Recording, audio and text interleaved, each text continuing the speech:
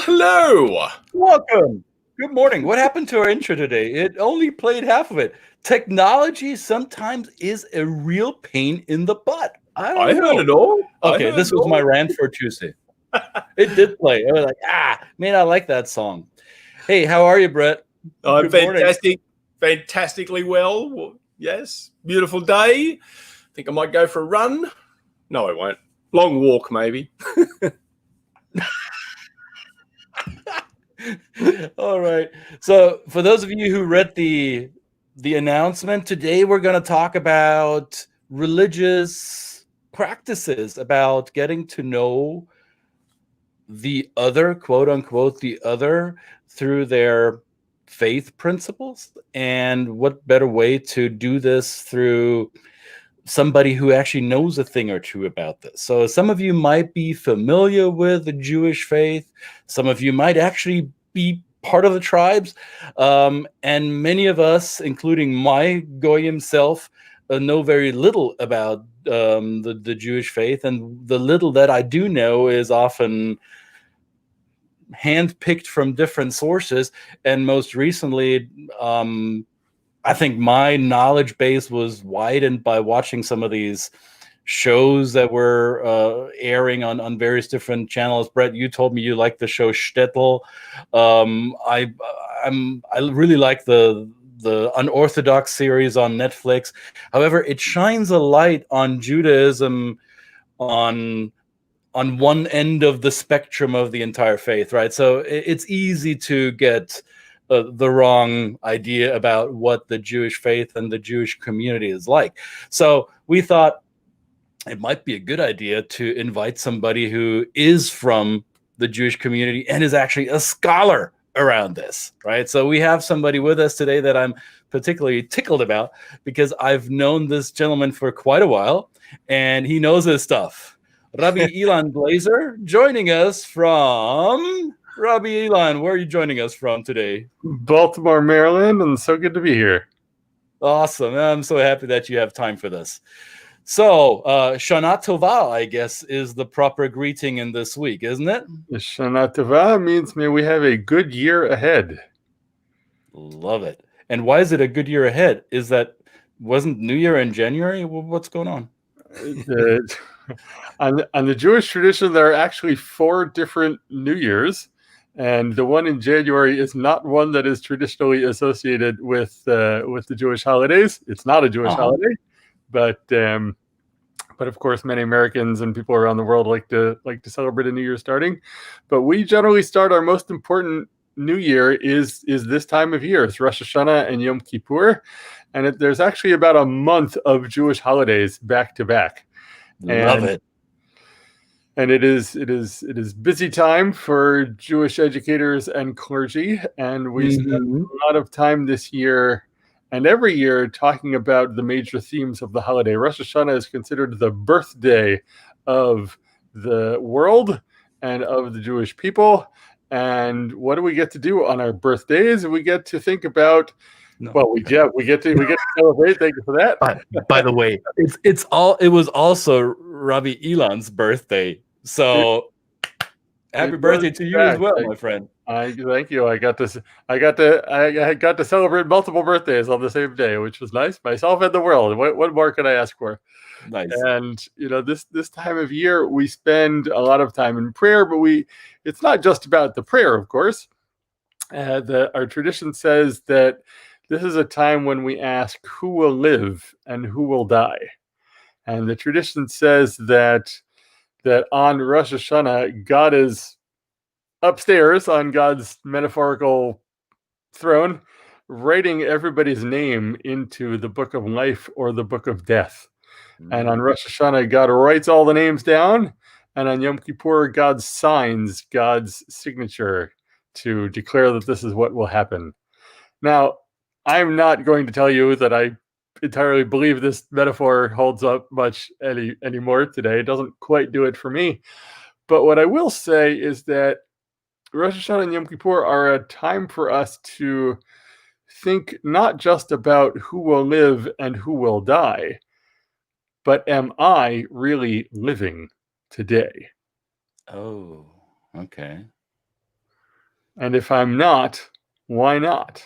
Have Mm. I hardened my heart to such a point that I have shut off the flow of life within me?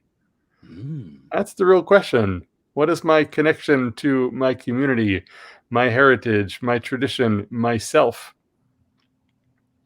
And am I So it's a mindset that is not focused on the spiritual afterlife. It's something that reels us back in to become present with ourselves as part of our community in the now. Is that what I'm hearing?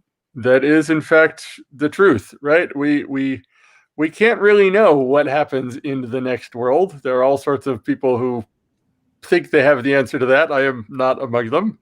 Right? This is a question about, are we living well now? And Rosh Hashanah is considered the birthday, and on Yom Kippur, which is always on the 10th day of this Jewish month, the month of Tishrei, Yom Kippur is a day all about actually death and renewal and rebirth. And the tradition is that we spend, as much as time as possible. We fast. We don't eat. We don't drink. We don't engage in intimacy. We don't wear fancy clothing. And the tradition is to dress in white. White is like the heavenly angels, but white is also, Jewish tradition says that when we are buried, we are all buried in white shrouds. And Mm.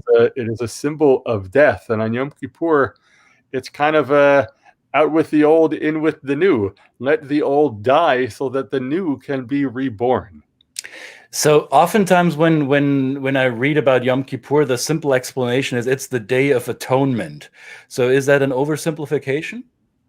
It is a time of atonement, and our tradition teaches that for 40 days leading up to Yom Kippur, we should engage in acts of atonement and forgiveness, and especially what's called tshuva, which means repentance. And so we are encouraged, if there are people who we have harmed, if there are relationships that need to be mended, this is the time of year when we focus on repairing any damage that we can, and inviting ourselves to do whatever amends, whatever apologies, whatever work we can to move through our schmutz, if you will, and move forward into a healthier way. So I, I love this how you used a Yiddish word, and I mean, some of you might know this. I hail from the German culture, and German is my first language, and I didn't realize until later in my life that Yiddish has a lot of German and also Slavic influences. Brett, my friend here, speaks fairly fluent Polish, so I think there's quite a few Polish terms in Yiddish as well. So that's just to clarify this, or maybe correct my mythical understanding of it. Yiddish is a Central European hybrid language spoken by Jews of the Ashkenazi tribe, or does it extend further? Am I right about this? Yiddish was definitely spoken in Poland and Russia and Eastern Europe, and there were different dialects of it depending on where they were. It's not. It was for many Jews. It was the English of its time, right? Right. There was a thought that we should not speak in Hebrew because Hebrew was a holy, sacred language, and so Yiddish was created out of the countries they were living in to be the local dialect. There are still parts of the Jewish world where Yiddish is spoken pretty exclusively, not nearly as widespread as it once was. Well, I was once invited to a bris ceremony, to a circumcision ceremony at the local synagogue, and I was one of the few goyims in that synagogue. And afterwards, there was obviously, I mean, stereotypically, a lot of food, and the people around us were, a lot of them here in the United States were conversing in Yiddish, to my surprise. So it is still a practiced language in the diaspora, right? It is. It's not as widespread as it once was, but there are absolutely still a lot of people who speak it. I wish I were among them. It's a beautiful language. Did your parents speak Yiddish with you at home? My parents spoke Hebrew to me at home. Oh wow! Oh wow! I'm floored. So, how good is your Hebrew? I can hold my own. Like Nice. any language, as I'm sure you know, it's It's about how much you use it and speak it. And so whenever I travel back to Israel, it usually takes me a couple days to really have the language come back up, but it's there. Mhm. Yeah.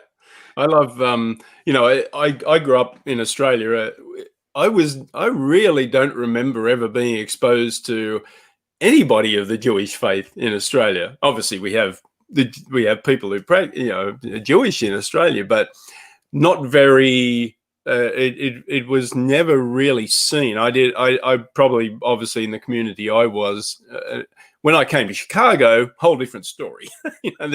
I'm not far from Skokie Boulevard, which is basically the really wonderful community. And I think when you said, Rabbi, you use the terms in these holidays, it's all about reconnecting and living, right? Living with each other and atonement. It's one of the things that, as I've been probably very heavily exposed and involved with the Jewish community here in many ways, is that's what I've noticed. And I've noticed there's that sense of community and support for each other is something that I've seen here, and so I resonate with what you've said there. It's fascinating. Yeah. Well, thank you. If you look at the word atonement, and again, Yom Kippur is called the Day of Atonement. It's considered the holiest day of the Jewish year. If you read the word a little bit differently, atonement can be read as at one mint. And so the question is, are we at one with ourselves? Are we at one with our community? Are we at one and connected to God? And if not, why not? Right? And it's not that everybody is, it's not that the heavens open up and the lightning comes down and strikes us all with inspiration, right? If only that were the case. But it's really about looking and seeing, are we who we are meant to be at this time? And of course, we can ask that question, and we should ask that question every single day of our lives. But it's helpful to have a season that really focuses us and helps us move forward. Now, Ilan, you grew up in the United States, correct? I did, yes. However, you also spent a significant amount of time in the Holy Land, right? I have spent a couple of years in Israel and a number of trips. Yeah. Right. So going by your experience and the spiritual tradition in which you grew up, has Jewish life in the United States changed over the last, let's say, 20, 30 years? And if so, how? Jewish life is changing at an incredibly fast pace. If you think about the old countries, Poland, Russia, Ukraine, where a lot of my ancestors came from, the Jews lived in small communities. Everybody knew each other. Everybody saw each other on a regular basis. And there was a certain community coercive control that everybody did the same thing, and everybody knew who was going to the synagogue and who wasn't, and who was keeping kosher and who wasn't. And as the world got broader, as we sort of left the small towns, the question then became, what of Jewish life do we want to take with us into the outside world? And every movement of Jewish thought and practice today is a response to leaving the shtetls, to leaving the community coercion. And some people say, no, I don't want to be part of this secular culture. I want to be exclusively Jewish, and I don't even want to see any news that's not from a Jewish source, and no television or anything. And I respect that, right? And then there are people who say, and who said then, and who still say today, this religion thing is totally, not for me. I'm going to be totally secular and immerse myself in arts and culture and whatever I want. And then there's a lot of us in the middle who say, let's take the best of tradition and the best of pluralism and progressive values and what it means to be an American or whichever culture we are from, and let's see what we can bring together. Right. I will say that today, with the rise of the internet, there are all sorts of places online where Jews can connect. There are sort of the traditional institutions, the synagogue, the summer camp, the Jewish day school, the major Jewish philanthropic organizations are not doing so well today because people are shifting in different directions. Mm-hmm. And I am not a pessimist. The Jewish religion, we've been around. This is our 5,781st year on the Jewish calendar. Thanks for answering that question. It was on the tip of my tongue earlier. So we have weathered many storms. The internet is a beautiful thing. Is it the same thing, right? These past couple of days on Rosh Hashanah, I was leading services on Zoom.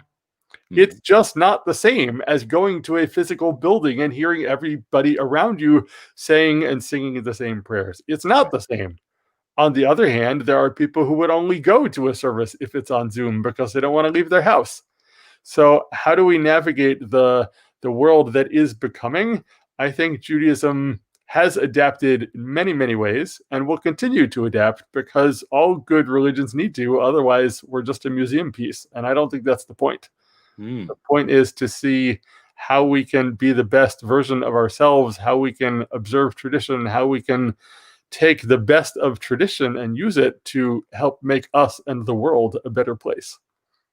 That was a bomb. That was just a mic drop right there. I love it. Now, when you say being Jewish in whatever culture we're in, I think that's interesting because you've lived in Israel. I think you spent time in a kibbutz as well, correct? Not in a kibbutz. I was in Jerusalem for a couple of years. Okay. So being Jewish in Israel, I would suspect, is a bit different than being Jewish in the United States. To an outsider who's not part of your faith community, how would you describe that in simple terms?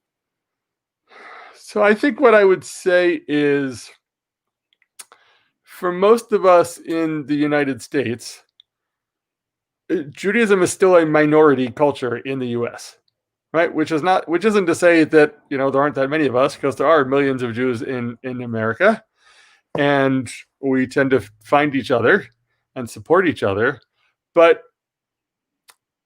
we often find ourselves having to explain things to our non-Jewish neighbors, or responding to a lot of anti-Semitism, or even just being unsure of how people will respond. And in Israel, again, things are far from perfect in the land of Israel, and it's not as if Israel is fully at peace today either. But on the Sabbath, there are no cars driving through the streets of Jerusalem on the Sabbath. You can just walk around, and people know that you're going to synagogue or not going to synagogue, and it doesn't matter because it's sort of embedded into the culture. There are actually big conversations over whether people can drive in Jerusalem on the Sabbath. It's a big question mark. Is Israel a religiously observant state, or is it a state where people get to choose how religious they want to be? And the tension between politics and religion and law are fascinating. But there's just something about not having to explain yourself in the land of Israel. Right. Which is wonderful. Now, those of us who are not ultra-Orthodox Jews sometimes do still have to explain ourselves in the land of Israel. So there are other dynamics at play. But there's a greater understanding of the shared culture in the land of Israel than certainly in the U.S. Yeah. So how do we as non-Jews, what's an appropriate way to engage in a conversation around faith with people of the Jewish community? And I'm asking this from a very German perspective, right? So Germany and the Jewish faith, we have a very unique, if not the darkest history of humankind.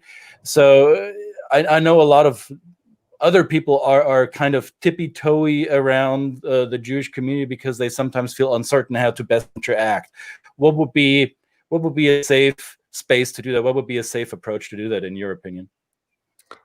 Well, I would say, I think rejecting the premise that it's inherently unsafe to talk to us is a good place to start, right? Exactly. And I think we're people like everyone else.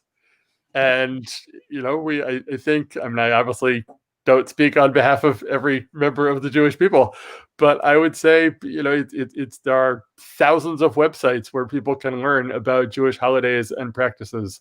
There are hundreds of thousands of books written. People are welcome to ask questions as long as they do so respectfully, right? And I know in the U.S. and I'm sure elsewhere, Jews are a little. Some of us are still a little bit hesitant of people asking questions in a tone that says, "I want to know why it is that you do this, because you haven't really accepted Jesus in your life yet, have you?" Right? And those kinds of conversations I'm not really interested in having at all, because it assumes that my practice is inferior to yours. Right. And I think if we want to build walls and bridges between us, not walls, bridges between us, then we should just ask open-ended questions and say, "Hey, tell me something meaningful about your approach to religion and spirituality." Thanks for that. And I will say, to not assume that because one Jewish person practices one way, that every other Jewish person practices the same way. We are not monolithic. There are all sorts of different approaches, and the best thing to do is just to ask, "Hey, I hear there's a Jewish holiday today. How do you celebrate?" Excellent. Now, you mentioned there's a ton of book written about this. There's one book that was written by somebody that is very close to us today. Yeah, here's Antimo, who feels inspired by you. See? Awesome. Well, thank you, Antimo. I appreciate it. So there's a book written by someone that I know quite a bit, and here it is. And God Created Recovery, written by, well, Rabbi Ilan Glazer. So tell us about that book, Rabbi. Well, thank you. I appreciate that. I wrote this book, so I focus my rabbinic work these days. I was a congregational rabbi for 6 years and enjoyed a lot of it, but I'm focusing now on recovery from addiction within the Jewish community. And it's become my life's work, and I'm honored to do it.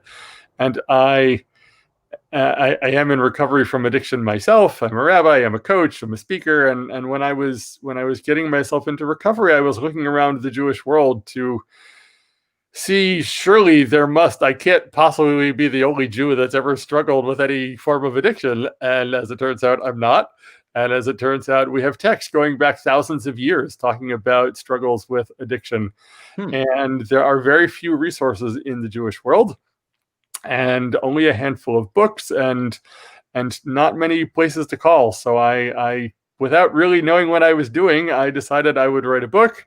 I then launched a Facebook group. I then have done lots of trainings for rabbis and other Jewish educators, and bringing people together to say that recovery is all about renewing our lives and being holy and finding peace. And there's an incredible amount of overlap between that and Jewish life, especially this time of year on the high holidays. Exactly.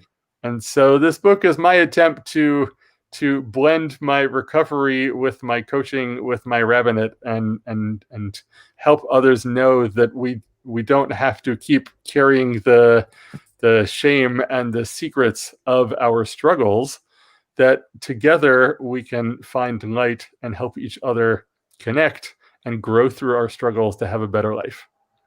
That is beautiful. So here it is again, and God Created Recovery. We'll post the link where you can find it online if you're so inclined to read about Jewish practices or Jewish tips, I guess, or advice and guidance on how to recover from addictions of any kind. Rabbi Ilan, I know you are pressed for time and you need to dart to your next appointment. So Shana Tova, is there another greeting that would come with Yom Kippur, which is on Monday, this coming Sunday, Monday, right? It is Sunday night and Monday. And no, Shana Tova means Happy New Year, and may it be a good year. We are certainly living in tumultuous times now, possibly more than ever before, or if not, it just feels like more than ever before. And I think it is always a good thing when we can wish each other well, and when we can remind each other that tomorrow can still be better than today. There is I still love that. hope to be found, and the best way to find it is by being of service to other people. So might it be a better year ahead for us all. Thank you very much for that. Let's be at one with each other. Absolutely. Ilan, thank you so much. Happy belated birthday once more. I know you're going to be extremely busy until the end of this holiday season. So thank you. I'm honored that you took time for us during your busy season. Much appreciated. My friend. pleasure. Thanks for having me. Thanks See you very tomorrow, much. guys. Bye.